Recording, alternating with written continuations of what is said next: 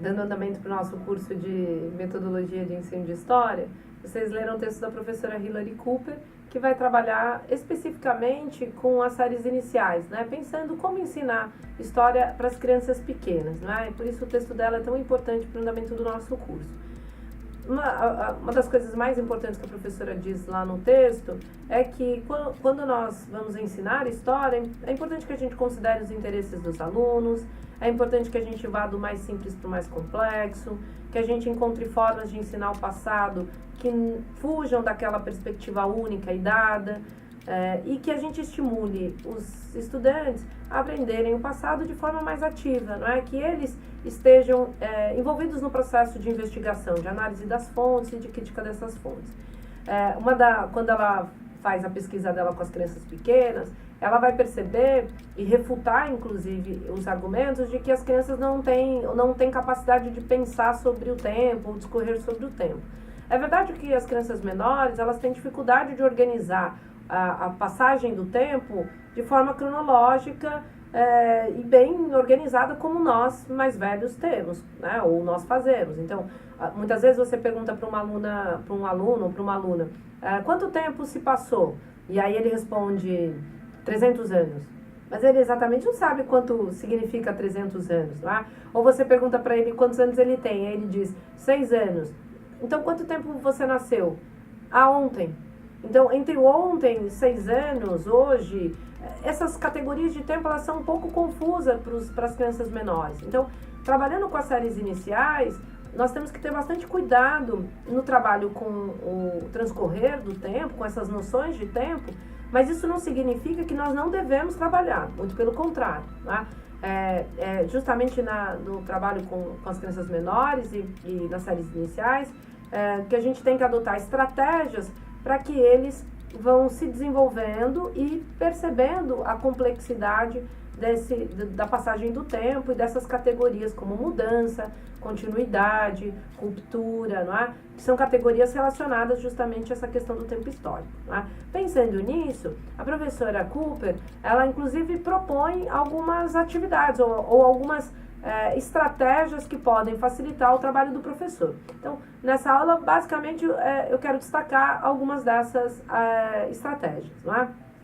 No que tange, por exemplo, a questão do tempo histórico, o trabalho com imagens com as crianças menores, ele é fundamental, tá? Muitas vezes a gente tem que desenvolver com os alunos alguns critérios que façam com que eles percebam que uma foto pode ser mais antiga e uma foto pode ser mais nova, uma ilustração pode ser mais antiga e uma ilustração pode ser mais nova. Então, por exemplo, se a gente vai trabalhar ali com a questão do bairro, né? Então, contemplando o que diz a Base Nacional Comum Curricular sobre a necessidade de desenvolver noções de espaço, então, ligados ao bairro onde eu moro, a cidade onde eu moro, né? O país, etc. Então, vindo do mais simples para o mais complexo, do mais próximo para o mais distante, né? Então, se eu pego, por exemplo, uma foto da escola onde o aluno estuda, antiga, e uma foto mais nova, quais são os elementos presentes nessa foto que podem remeter ao aluno essa distância temporal?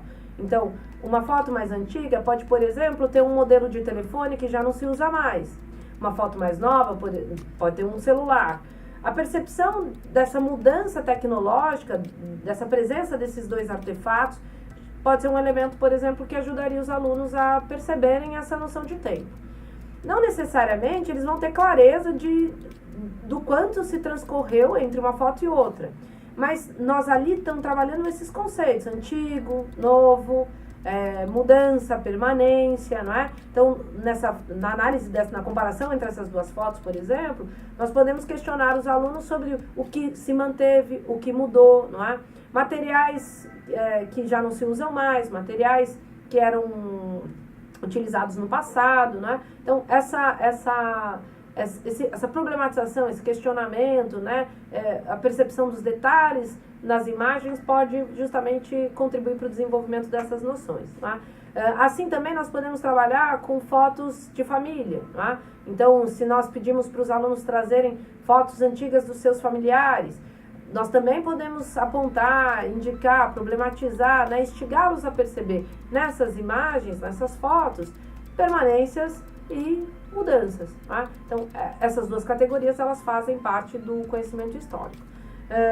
Depois também a professora Cooper vai trabalhando com a necessidade da gente fazer inferências. Não é? Então, diante desses vestígios, nós precisamos construir hipóteses sobre esses vestígios, né? Esse é o trabalho do historiador. Então, fazer perguntas de quem tirou aquela foto, como foi tirada, quem são os sujeitos que aparecem naquela imagem, como eles estão vestidos, qual a intenção daquela imagem. Todas essas questões fazem com que os alunos levantem hipóteses acerca daquelas fontes. Às vezes, eles podem dar respostas que o professor considere que não sejam tão pertinentes, né, que não sejam as mais adequadas. Mas isso faz parte do processo de aprendizagem, né? Essas crianças muitas vezes vão fazer hipóteses que estão distantes da realidade que a gente conhece. Mas esse processo de fazer inferências e buscar a validação dessas inferências é que é fundamental. E isso faz parte do processo de investigação histórica, né? A criança precisa perceber que, inclusive, não há uma resposta certa. Dentro de uma sala de aula, os alunos podem dar diferentes respostas para a mesma pergunta do professor, né? E justamente esse é um processo importante dentro do ensino de história, para que a gente chegue mais próximo da investigação histórica, né? Pensar na sequência de fontes. Então, a professora Cooper sugere que a gente trabalhe com um fato histórico, voltando para o exemplo do bairro, por exemplo, que a gente pudesse levantar um conjunto de fontes sobre o bairro. Imagens, diários, e que a gente organizasse essas fontes numa certa sequência linear, cronológica. Isso também pode ajudar os alunos a perceberem essas noções de antes, depois, durante, não é? Então, sequenciar as fontes, organizá-las de forma cronológica, respeitando a passagem do tempo, também contribui para o desenvolvimento dessas noções, antes, depois, durante. Ampliar o vocabulário, né? A historiografia, ela tem um vocabulário bastante peculiar, então buscar trabalhar com os conceitos, consolidar os conceitos, discutir como esses conceitos são construídos, né? O sentido que as palavras têm num determinado tempo histórico, então respeitar a historicidade desses termos, né? Isso também é importante. E pensar que dentro desse processo de análise das fontes, da investigação do vocabulário, da investigação do processo de constituição dessas fontes, os alunos estão a todo tempo criando fatos históricos. Dentro desse processo de criação dos fatos históricos, o professor vai sempre estabelecendo critérios e deixando claro a necessidade desses critérios para que a construção desses fatos eles sejam críveis, né, tenham credibilidade, respeitem um rigor mínimo, né, que os tornem factíveis, e isso vai possibilitando que o aluno aprenda a história de uma forma mais ativa, não é? Quase como se ele se colocasse como o historiador, né? Como se ele seguisse os passos que o historiador segue no processo de constituição da ciência histórica.